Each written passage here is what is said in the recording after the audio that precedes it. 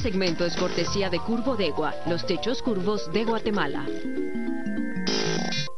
Hola, ¿qué tal? Muy buenas noches. Por cortesía de Curvodegua, le doy la bienvenida a nuestro primer bloque de análisis a las 10 p.m. Esta noche estaremos utilizando el hashtag Proceso Valdetti. Proceso Valdetti. Estaremos, por supuesto, hablando acerca de lo ocurrido hoy en el nivel 14 de la Torre de Tribunales, donde se le ha ligado a proceso a Ingrid Roxana Valdetti Elías, esto por 3 delitos en el caso de defraudación aduanera conocida como La Línea. Proceso Valdetti es nuestro hashtag de la noche, @Canal Antigua a través de Facebook, y también, por supuesto, las cuentas de nuestros analistas de hoy, en el caso de la licenciada Carmen Lorena Ortiz, que lo hace a través de su cuenta @Carmen Ortiz E, y del licenciado Edgar Ortiz, que lo hace a través de su cuenta @Edgar_Ortiz GT, para que usted interactúe con nosotros. Yo participo en la discusión a través de mi cuenta @JCasandoval_. Para comenzar esta noche con Proceso Valdetti, estos son nuestros titulares.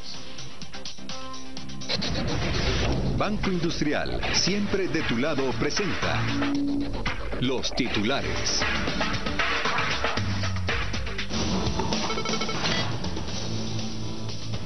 Llegan a proceso a Roxana Valdetti Elías por los delitos de asociación ilícita, cohecho pasivo y caso especial de defraudación aduanera. Los magistrados de la Corte Suprema de Justicia da trámite al antejuicio en contra del presidente Otto Pérez Molina, promovido por el MPI Gasisi.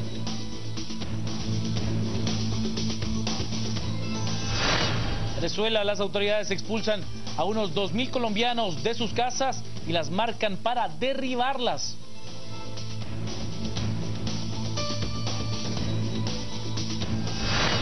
Guatemala será la sede del Campeonato Centroamericano de Patinaje sobre Rueda, el cual se llevará a cabo en el Parque Eric Barrondo.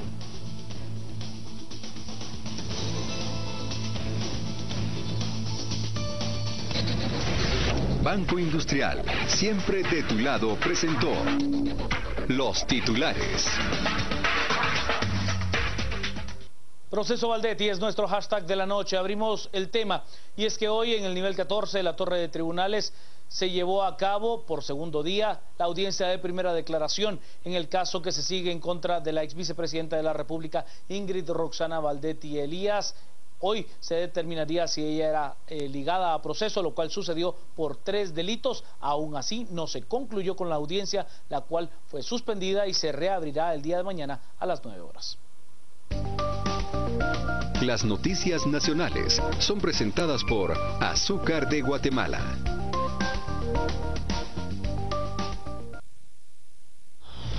El juez de mayor riesgo B, Miguel Ángel Gálvez, considera que Roxana Valdetti Elías, en su calidad de vicepresidenta, conocía de la estructura La Línea por su relación con Juan Carlos Monzón y otros integrantes de la estructura.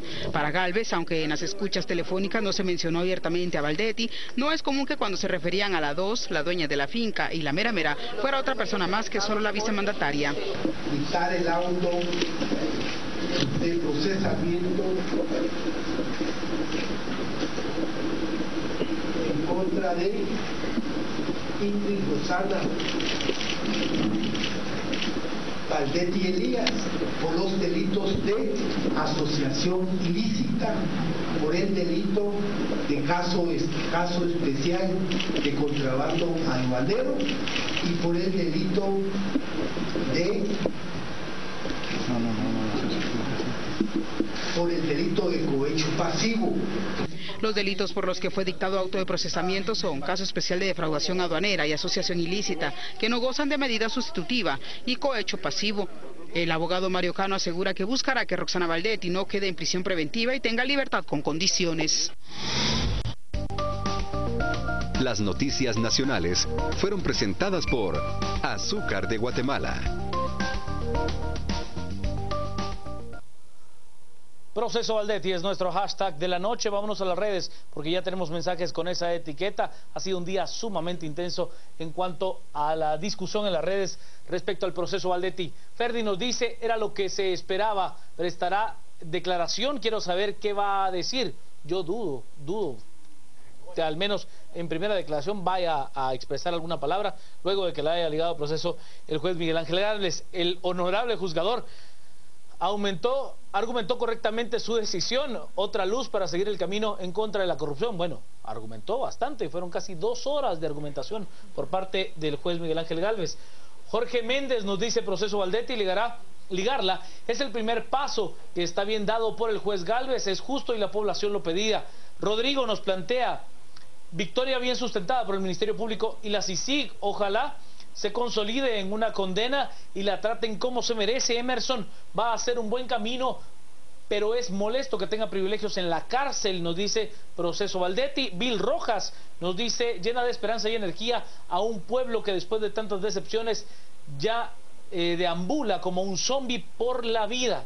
Una audiencia, a ver, para aquellos que no somos juristas, que no somos abogados, haber visto durante tanto tiempo una audiencia con las dos partes, con lo que presentaba el Ministerio Público, con lo que presentaba CICIG, con la argumentación del licenciado Mario Cano, que fue muy comentada también en las redes sociales, para terminar con esa muy extensa alocución por parte del juez Miguel Ángel Gálvez.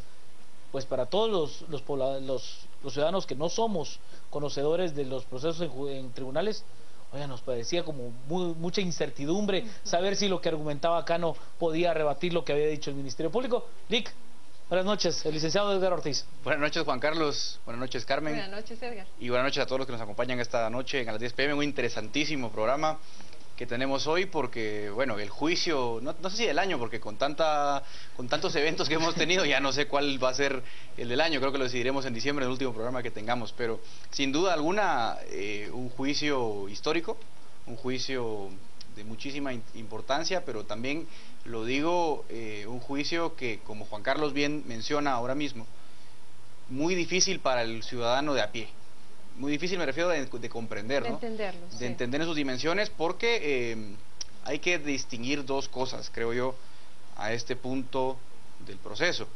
Una cosa es los hechos que creamos que se cometió Roxana Valdetti, y otra cosa es lo que se pueda probar en el juicio, ¿no? Y aquí lo digo por una razón.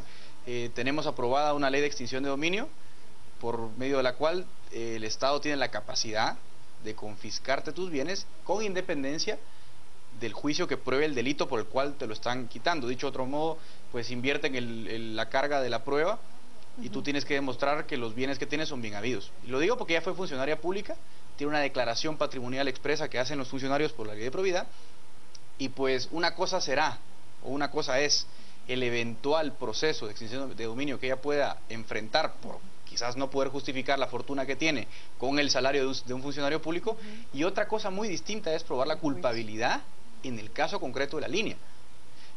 Sobre todo porque otras imputaciones relacionadas con el caso de la línea tampoco han sido dilucidadas aún. O sea, el tema es que, claro, para el ciudadano a pie, haber visto, por ejemplo, en su momento Iván Velázquez dar una conferencia de prensa con escuchas telefónicas explicando que hay una serie de defraudación aduanera que, bueno, para cualquier persona medianamente informada sabíamos que no era nada nuevo, pero ciertamente él ofreciendo algunos indicios interesantes, pues se dejaba ver que hay un caso abierto. Ahora, ¿cuál es el problema importante en este juicio? Probar, y esto es muy difícil, que hay conexión entre el delito cometido y el enriquecimiento patrimonial de Roxana Valdetti. Es decir, hay que demostrar El que rastreo del dinero. exactamente, que producto de esa organización criminal aduanera, Ella logró se hacerse de enriqueció. esa fortuna. Si no, tú no puedes probar la defraudación aduanera. Claro. Mucho la asociación ilícita, que es el típico delito que, por ser una ley penal tan amplia, a lo mejor ella puede formar parte. Y entonces en ese caso Aquí hablamos del rastreo del dinero. Saber que el dinero que supuestamente estaba entrando a esa R2 o recaudación 2 o la cola, llegó a manos directas o a las cuentas directas de Roxana Valdetti. Eso es muy complicado de poderse rastrear. Claro, porque los pagos son en efectivo, son por medios alternativos al sistema financiero, con lo cual tiene que tener una prueba muy contundente de su participación. O sea que yo ahí tengo dudas, no solo de Roxana Valdetti, De los otros de todos los imputados del caso de la línea. Es excesivamente difícil probarlo porque está fuera del sistema legal, no es un peculado. Pues tú pruebas peculado, peculado es el delito por el cual tú sustraes patrimonio público, pues puedes probar, ¿no?, que hay una desviación de la plata del Estado a tu bolsillo. En este caso no, porque es una mordida que se cobra fuera de ley. Entonces cualquier estimación que tengamos es bastante lucrativa y difícil de probar. Eso lo dejo en primer punto. Si quieren luego vamos comentando con más detalle las declaraciones de las partes, ¿no? Solo vamos a las redes, Lick. De verdad va a ser un tema apasionante el día de hoy. Ya somos trending topic a esta hora con proceso Valdetti. Obviamente es un tema que genera muchísima, pero muchísima participación. El licenciado Cristian Manolo Castillo, analista titular de este espacio, nos dice: las medidas sustitutivas son una posibilidad en el proceso Valdetti, la cosa está en manos de los operadores de justicia, paciencia pueblo, es lo que nos dice el licenciado Castillo. Josué, resolución bien fundamentada versus más, sin embargo, que fue pues una de las frases que también se convirtió en trending topic durante buena parte del día, porque fue utilizada reiteradamente por el licenciado Mario Cano. Juan, ¿no les parece curioso que todo esto se haya dado a conocer 2 semanas antes de las elecciones? Aplausos al juez, valió la pena esperar. Nos dice Juan Carlos, en otras noticias, el abogado Cano aseguró su nulo futuro profesional luciendo una penosa pobreza de lenguaje, es lo que nos plantea Juan Carlos. Un circo, una bofetada a este pueblo cansado de tanta corrupción. Nos dice: qué bien se miraría esto, gracias señor juez, gracias juez Miguel Ángel Gálvez, 15 millones de guatemaltecos honestos, estamos agradecidos, es lo que nos plantea. El doctor Hernández, el juez Gálvez fue objetivo y apegado al derecho, el país necesita justicia y no venganza, eso es institucionalidad. Yo estoy de acuerdo con lo que plantea el doctor Hernández, justicia, no es lo mismo que venganza, hay que respetar el proceso y hay que probarlo todo. ¿Para qué? Para que no haya ninguna duda, para que no haya ningún error procedimental. Tenemos que ser de verdad muy minuciosos y también muy acuciosos en la fiscalización. Licenciada Carmen Lorena Ortiz. Bueno, yo primero quisiera expresar mi felicitación al juez Miguel Ángel Gálvez. Creo que es reconfortante ver una sesión como la que se desarrolló hoy en tribunales. Y si bien algunas personas vieron con impaciencia el hecho de que él se demorara tanto, hora y media más o menos en dar su argumentación, es que, señores, no estamos frente a cualquier caso, es un caso bastante serio donde no están en juego tampoco 2 centavos ni es cualquier persona, es la ex vicepresidente de la República, se está hablando de los bienes públicos, se está hablando del desfalco, de la defraudación al Estado. Este caso lleva meses en proceso de investigación por parte de la FESI y la CICIG. Por respeto, creo yo, tanto a los investigadores como a los ciudadanos, el juez tenía que dar una explicación, un argumento tan hilado como el que dio, porque tenía que sustentar su decisión alrededor de 3 delitos en concreto. Y mientras iba él hilando su argumentación sobre estos 3 delitos en concreto, iba dando toda una cátedra a los ciudadanos. Eso fue una cátedra. Además de que también le llamó en algunos momentos duramente la atención a la ex vicepresidente y prácticamente le decía: ¿cómo es posible que usted, siendo ex vicepresidente, no se haya dado cuenta de esta situación? Entonces, si no era usted, ¿quién? Bueno, fue duro también con el presidente, le decía: ¿Lo fue? ¿Por qué usted tendría que llamar para cambiar a una persona de recursos humanos? Porque tiene un interés. Así le decía. Entonces, esa parte a mí me pareció muy bien. Entonces, a veces somos muy impacientes. ¿Por qué lo digo? Porque yo vi tweets a lo largo de la tarde en donde algunos decían: ay, por favor, señor juez, ¿por qué no nos dice lo que tiene que decir en 140 caracteres? Sí, casi, ¿no? Es imposible la responsabilidad que ese hombre tiene sobre sus hombros, eso no se puede hacer.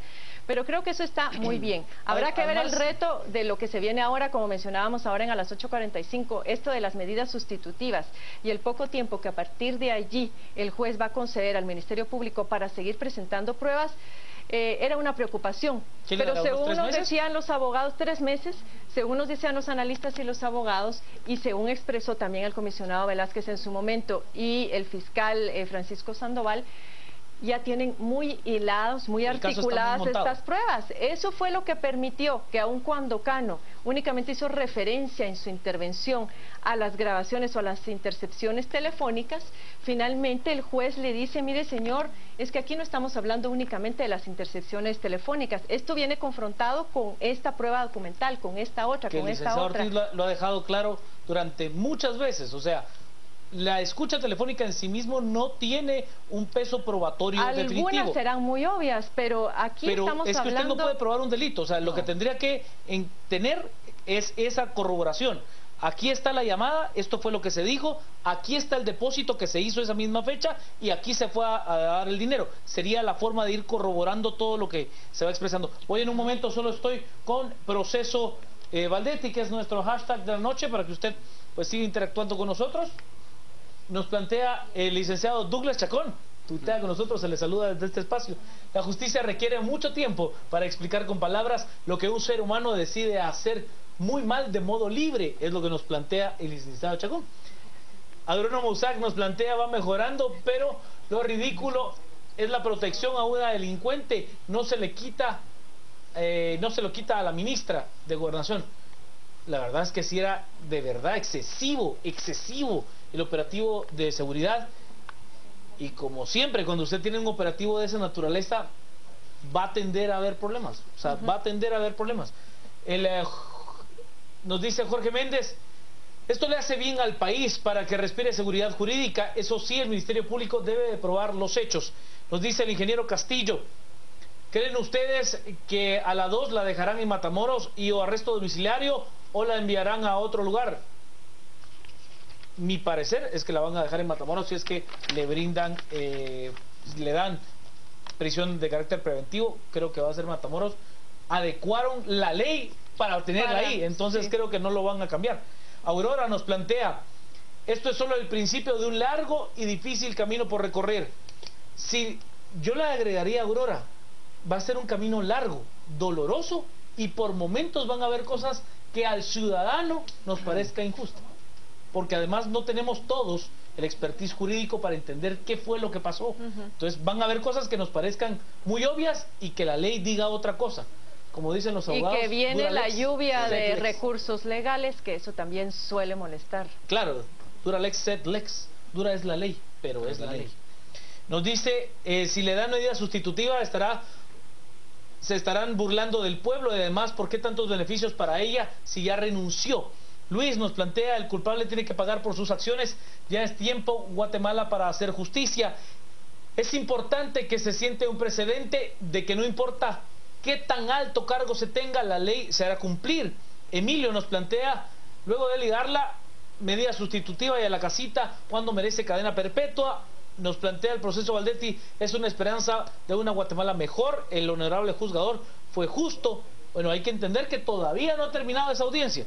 O sea, creo que el timing del señor juzgador, o del honorable juzgador, como le llamaba el licenciado Cano, fue bastante complejo, ¿no? O sea, a las 4 en punto, señores, se acabó. Nos vemos mañana. Rick.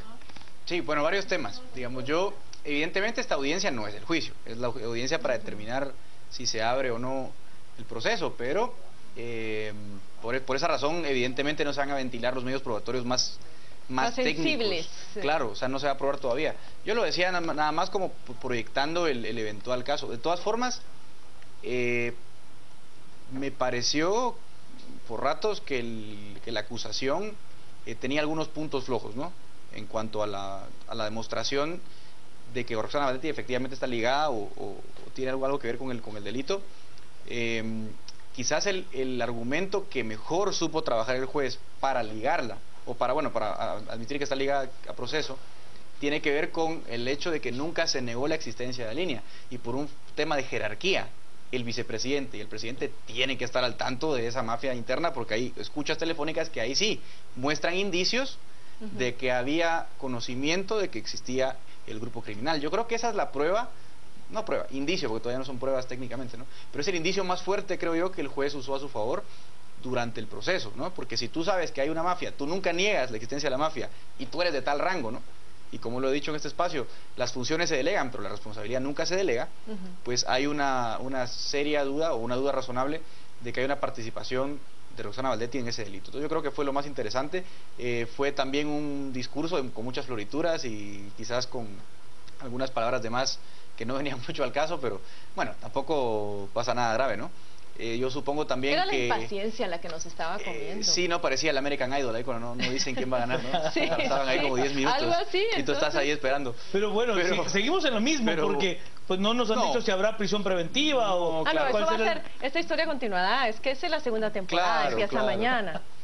Es verdad, no, todavía falta la continuación, ¿verdad? De las finales, ¿no? Yo quisiera aprovechar con Edgar, porque yo también vengo aquí a aprovechar a resolver algunas dudas jurídicas, y hoy me llamó la atención de que haya uno de los delitos es cohecho pasivo, y el presidente se le da el antejuicio hoy, se le da trámite al antejuicio hoy por parte de la Corte Suprema de Justicia por cohecho activo. Si pudieras hacernos la diferencia, porque en el caso de ellos son dos cohechos, pero son distintos. Sí, Claro, es que el cohecho pasivo es el delito que alguien comete cuando recibe dádivas o beneficios económicos a cambio de, o sea, voy a decirlo correctamente, comete el cohecho pasivo el funcionario de empleo público que reciba dádivas o dinero a cambio de un favor O una acción que beneficie a un particular, ¿no? Entonces, en el caso de Roxana Baldetti, lo que se argumenta es, mira, tú recibías a cambio comisiones para garantizarle a ciertas personas beneficios económicos. ¿Por qué ella? Y alguien me dirá, pero ¿por qué no el intendente de aduanas? ¿Por qué no el Vista? Bueno, en realidad todos son autores del mismo delito. Lo que pasa es que para cometer el delito de cohecho pasivo en la defraudación aduanera, evidentemente tienen que intervenir los funcionarios de la aduana, el agente de SAT, y en este caso se presume que también Roxana Baldetti, ¿no? A partir de Juan Carlos Monzón. Claro, el cohecho activo, en cambio, es lo opuesto, es cuando tú ofreces dádivas a cambio de un favor a un funcionario público. Me parece que eso es lo que le están acusando en este caso a Otto Pérez Molina por la petición de hacer ciertos movimientos en las aduanas, ¿no? Entonces son digamos, dos hechos distintos. Alguien me preguntaba por ahí, por mensajes, ¿no? Si Roxana Baldetti no cometía también el cohecho activo. Yo creo que no comete también cohecho activo porque está, o sea, digamos, el intercambio de favores entre ella, bueno, presuntamente entre ella y los funcionarios también presuntamente de aduanas, lleva incluido los favores que se intercambian. Entonces el tipo penal adecuado es el cohecho pasivo, por esa razón, ¿no? Vámonos a las redes, estamos con Proceso Baldetti como nuestro hashtag de la noche. Nos dice, lo del juez Gálvez demuestra que aún hay jueces que se deben a la justicia y no a las influencias. Los ciudadanos debemos aprender a llevar estos casos con carácter de urgente. No podemos desviar la atención, toda la atención en Proceso Baldetti. Daniel, un argumento en falso y el licenciado, más sin embargo, usa todas las mañas para sacar provecho. Fue correcto, es lo que nos plantea Daniel. José Abascal, dudo mucho que solo una llamada de Otto Pérez pidiendo que cambien al gerente de la SAT sea suficiente para incriminarlo. Es lo que nos dice José Abascal. Nos dice, creo que ahí va a ir bajo la teoría de línea de mando, ¿no, Lic? Sí. Ahí tendría que, por ahí iría el tema. Omar Marroquín, esa calidad de jueces es la que necesita el organismo judicial, es un gran ejemplo a seguir para los demás que cátedra. Roberto Cortés dio una cátedra, esa es la verdad. Carolina, no olvidemos la estafa de la fórmula mágica del lago de Amatitlán, ese será otro proceso. César Andrino, es increíble que la prensa sea violentada.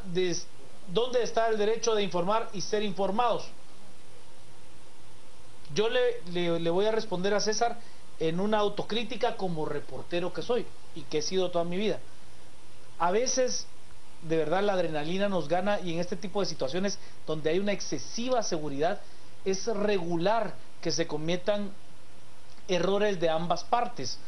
Del elemento de seguridad que no entiende cuál es la función de un reportero y del reportero que tampoco entiende en demasía cuál es la función que ese elemento ya tiene designada. Y entonces nosotros tratamos de tener una toma que ninguno de nuestros compañeros tenga y comenzamos a buscar una toma que además tiene poco valor. Si vemos en realidad la toma de este vidrio polarizado donde no se veía casi nada, pues la toma se puede utilizar poco. Yo sí llamo a los compañeros reporteros, como reportero que soy, como alguien que ha estado en la calle durante muchos años, a que tomemos nuestras precauciones. No es bueno enfrentarnos a la autoridad de esa forma, porque primero siempre vamos a salir lastimados nosotros, así de sencillo, y segundo, pues nos da un grado de respeto ganado ante la autoridad cuando nosotros actuamos de manera más prudente. Licenciado Ortiz.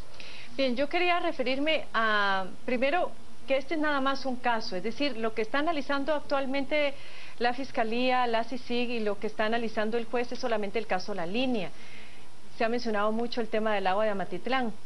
El hecho de que ahora se esté abriendo juicio por este caso no quiere decir que el resto de casos no se esté investigando. Yo estoy convencida de que tanto la CICIG como el Ministerio Público, al momento de ser esto una red, van a seguir desarticulando otro tipo de negocios en los cuales pudo haberse visto envuelta tanto la ex vicepresidente como el presidente y otros funcionarios, pero no es que aquí vayamos a terminar. Solamente con los delitos que ahora pudiera llegársele a imputar y una eventual sentencia por estos 3 delitos, se nos decía hoy a las 8:45 que ella tenía altas probabilidades de terminar sus días en prisión. Ahora, claro, ¿Qué es lo que la gente quisiera? Ok, eso es un alivio, finalmente ya se le llevó a los tribunales de justicia, pero lo que nadie quiere es que tenga todas las comodidades y esté alojada en un área VIP en Matamoros. Yo creo que a cada día hay que darle su propio afán. Hoy por hoy ya está tras las rejas, hoy por hoy ya se le ligó a proceso penal.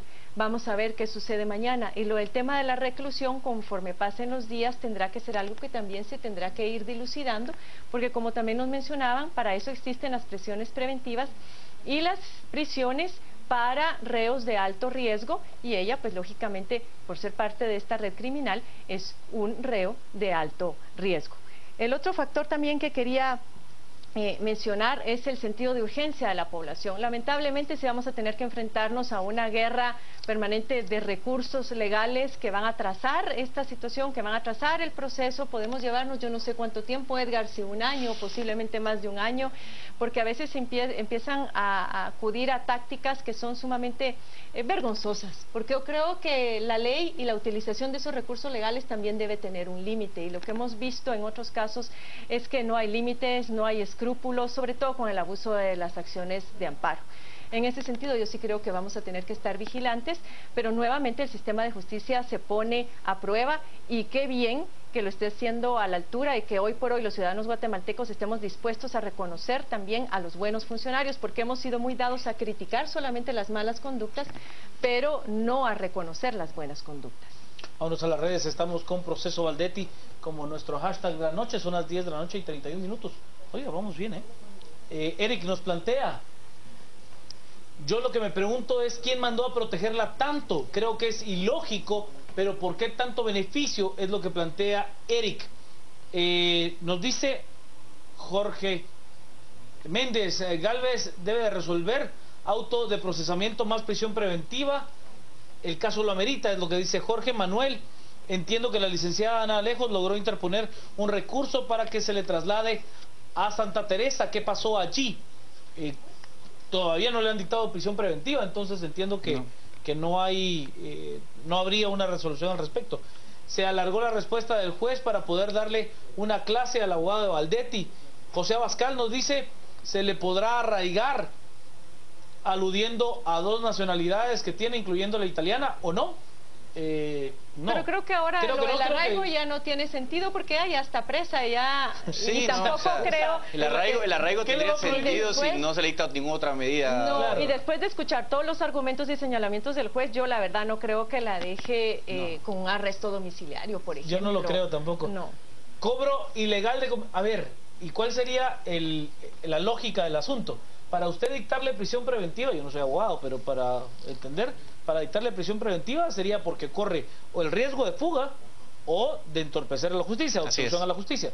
Y si ya dijo que a todos los demás implicados en el caso, a los que se les ligó a proceso, se les mandó a prisión preventiva porque correría alguno de los dos riesgos, vamos, en una escala jerárquica superior, sería lo lógico. Entonces, vámonos a las redes, estamos con Proceso Valdetti como nuestro hashtag de la noche. Carlos nos plantea, es exactamente lo que se tiene que hacer, probarlo. Vamos, Ministerio Público, es lo que dice Carlos. Otoniel, tienen que devolver todo lo robado. Nos plantea quién es peor, el criminal descarado o el vendido que lo defiende. Bueno, ahí habría una cuestión, no puede estar sin defensa, pues. Habría que entenderlo también. O sea, el señor hace un trabajo. Es un servicio profesional. ¿Cómo es un trabajo? Nos caiga bien o nos caiga mal, ¿a quién defiende? Es un trabajo. Hoy se dio otro paso en la búsqueda de la justicia. Totalmente de acuerdo, todo tiene un proceso. Lo malo, que hay personas con buen conocimiento que le meten presión al pueblo. Y Andrés nos dice, me preocupa que no existen suficientes elementos de juicio para probar los hechos imputados. Ese es un riesgo en todo caso. Rick. Sí, yo quiero destacar algo. Ciertamente la defensa del abogado Cano fue buena, digamos, para defender lo indefendible, porque es un caso difícil de defender. Fue bastante buena, fue muy hábil para encontrar los fallos que tiene el proceso. Y ojo, ¿no?, que los abogados tienen una habilidad, bueno, tenemos, no, yo no litigo, tienen una habilidad muy buena para encontrar los fallos de la ritualidad del proceso. Y a veces en Guatemala tienen a haber también muchos procesos que se caen, que se vienen abajo por temas de mera formalidad, digamos.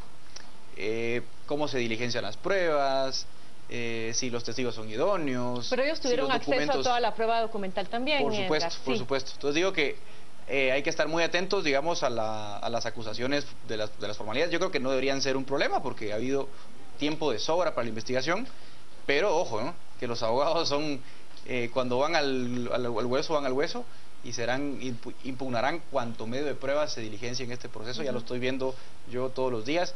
Y sobre todo en un proceso en el que las pruebas son bastante escasas, ¿no? Porque ¿qué tanto puedes probar? O sea, las llamadas, alguno que otro documento, transferencias bancarias y mucho más no tendrás. Y eso va a ser muy difícil.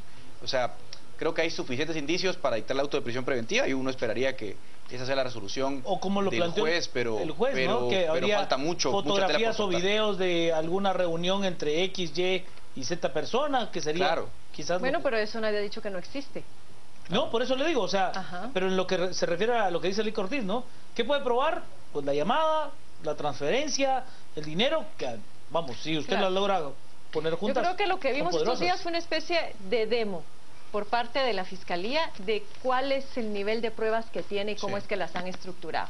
No han tirado todas sus cartas, lógicamente. No. Y no eso es el momento tampoco. no es el momento tampoco. Lo vamos a seguir viendo en los próximos días y ahí sí nos vamos a seguir llevando sorpresas. Claro, no, pero una cosa, tener otras cátedras, seguro. Una cosa que hay que decir, porque se especula y por las redes lo preguntan varios tuiteros, ¿no? Algunos preguntan por la extradición, otros preguntan por la extinción de dominio. Son absolutamente independientes la una y la otra. Si hubiera una eventual extradición, que no hay, porque no hay ninguna solicitud formal pública de extradición, si la hubiera en todo caso porque cometió un delito fuera del territorio nacional, pues eso tiene absolutamente nada que ver con este juicio. Puede salir absuelta de este juicio, ir extraditada, puede salir culpable de este juicio, cumplir su condena, Portillo. ir extraditada igual que Portillo.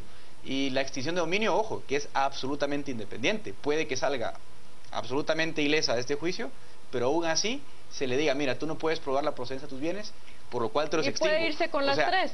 Puede irse sentenciada aquí, puede también ser extraditada y también cumplir una sentencia y también la extinción de dominio. Entonces tenemos el combo completo. Y habría un eventual caso que tampoco habría que dejarlo de lado, que saliera absuelta acá, que no existiera una orden de extradición y que ella, pues de manera legal, pudiera probar el origen de su dinero.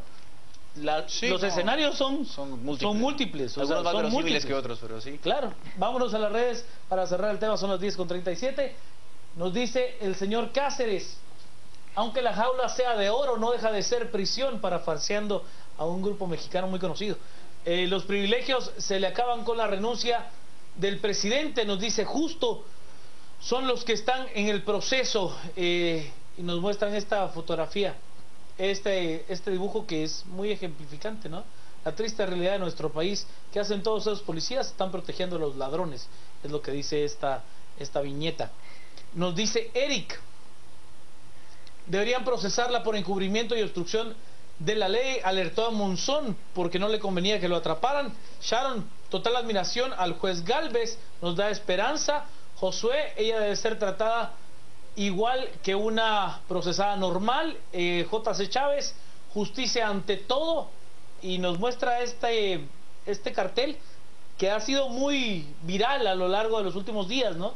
Si por un harinazo hubo cárcel, por corrupta cadena perpetua, que se vio en una de las manifestaciones, creo que hace 2 sábados, que comenzó a ser viral este mensaje y que tiene ese sentido democrático que a mí me parece maravilloso de lenguaje en las manifestaciones, que es cada quien emite su propio mensaje. Lamentablemente un día ya no estará Iván Velázquez, ojalá nuestras instituciones se mantengan así de fortalecidas.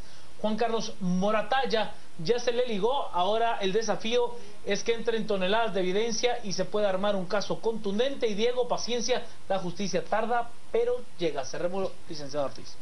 Bien, yo acá lo único que sí quisiera resaltar y que a mí me preocupa es el tema de la estructura que protege a la vicepresidente, y otro indicador que a mí me pareció curioso, y es que ella haya logrado, siendo su primera audiencia a las 8:30 de la mañana en tribunales, haya logrado que el sistema penitenciario le dejara salir desde las 3 de la mañana del lugar en donde estaba recluida para llegar alrededor de las 3:30 a tribunales. ¿Cómo se logra eso también? ¿Qué tipo de influencia se tiene que tener? Creo que son indicadores que tenemos que atender y que también fueron mencionados esta noche a las 8:45. Estamos frente a una red bastante blindada, bastante fuerte, y el hecho de que la señora ya haya sido llevada ante los tribunales de justicia no quiere decir que no quitemos el dedo de lo que es el sistema penitenciario y todo este tipo de hechos que a veces se ven únicamente como hechos, pero que tenemos que preguntarnos los por qué y hasta dónde esas redes podrían llegar a protegerla y a blindarla en este caso. Vamos a ir a la pausa. Al regresar seguimos con el tema. Estamos con Proceso Valdetti como nuestro hashtag de la noche a las 10 p.m. Más. Proceso Valdetti es nuestro hashtag de la noche. Vámonos a las redes. Tenemos mensajes allí. Nos dice Ronald, todo lo hecho a la carrera tiende a no ser bien hecho, y en el proceso Valdetti lo que deseamos es que sea contundente. Paciencia, mi guate. Juan Carlos nos plantea Mario Cano, abogado de las estrellas de la línea, es lo que dice Juan Carlos. Sofía, convocan a manifestar y nos manda este volante digital donde la Universidad de San Carlos de Guatemala hace un llamado a una reunión el próximo jueves 27. Esta marcha saldrá desde la rectoría de la Universidad de San Carlos de Guatemala y tendrá pues como destino final la Plaza de la Constitución. Ha sido un llamado amplio el que hace la rectoría de la Universidad de San Carlos de Guatemala para unirse a ese proceso.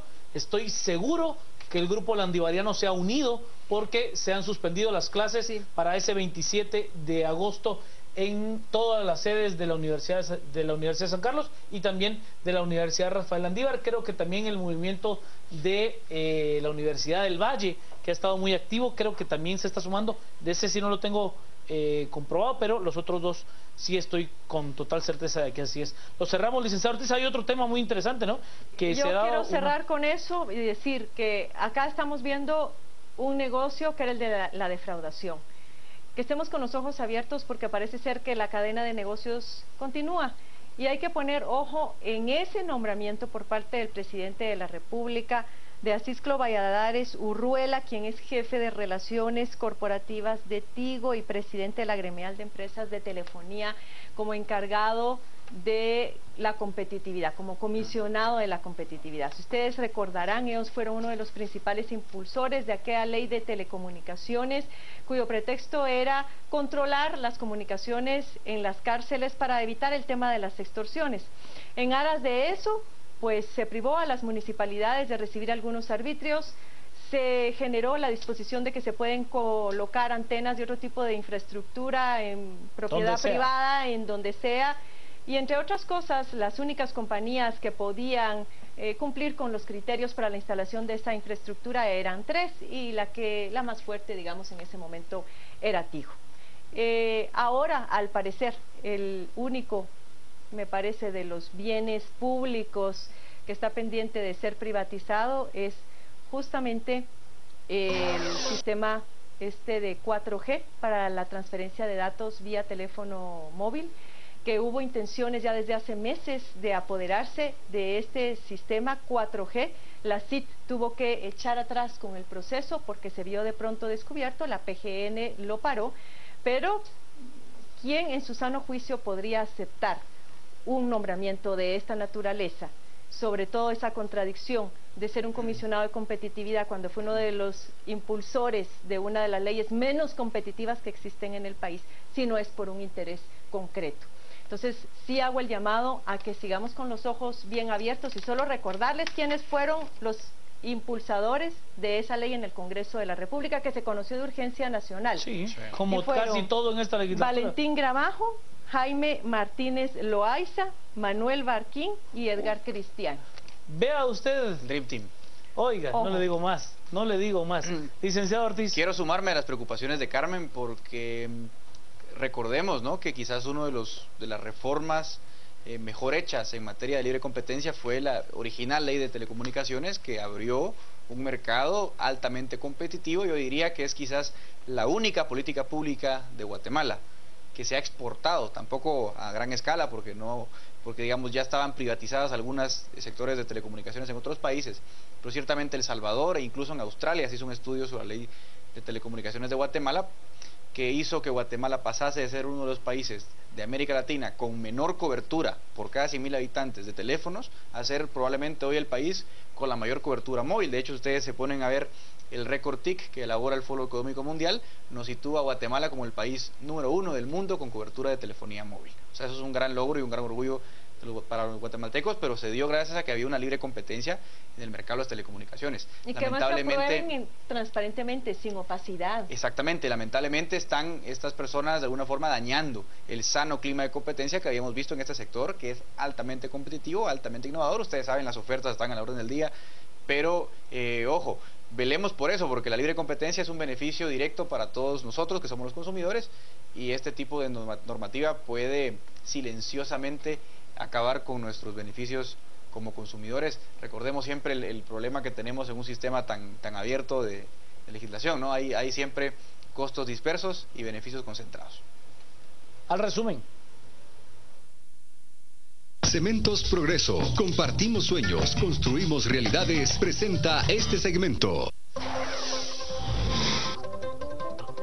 Se liga a proceso por 3 delitos a Ingrid, Roxana Valdetti Elías. La audiencia se ha suspendido y se reabrirá mañana a las 9 de la mañana.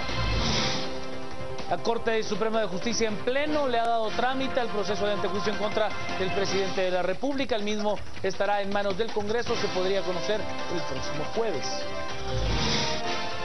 He de contarle que en Venezuela el gobierno ha expulsado a más de 900 colombianos, incluso han marcado sus casas para demolerlas. Y violencia, esto en el Líbano, ya que el gobierno se negó a apoyar una política sanitaria. Las afueras de la ciudad están cubiertas de basura y no hay quien pueda tratarla. Cementos Progreso. Compartimos sueños, construimos realidades. Presentó este segmento. Hasta aquí con el debate. Gracias por participar abierta y libremente a través de las redes sociales. Edgar Ortiz, Carmen Lorena Ortiz, un servidor Juan Carlos Sandoval. Que tengan una noche muy hermosa.